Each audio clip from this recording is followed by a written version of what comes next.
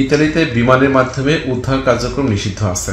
এরপরে যদি উদ্ধারকারী জাহাজগুলোকেও এই নিষেধাজ্ঞার আওতায় আনা হয়, তার মানে ভূমধ্যসাগরে হাজার হাজার মানুষের মৃত্যুবরণ করবে।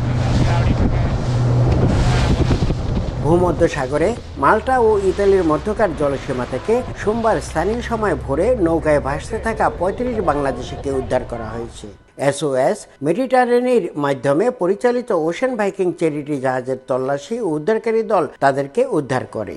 উদ্ধার হওয়া ব্যক্তিরা জানান, তারা ৩ দিন ধরে নৌকায় লিবিয়ার বেনগাজি থেকে প্রায় ৬০০ কিলোমিটার সাগর পাড়ি দিয়েছেন।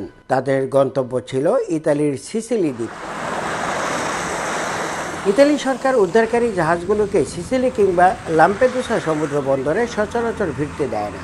এছাড়া দেশটির নতুন আইনে অবৈধ অভিবাসীদের আশ্রয় না দেওয়ার বিধান রাখা হয়েছে।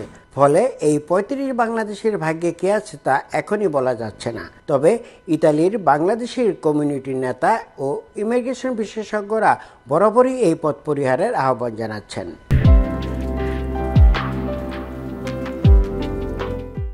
যারা আসছেন জীবনের ঝুঁকি নিয়ে, আপনাদের প্রাণ হানিও ঘটতে পারত।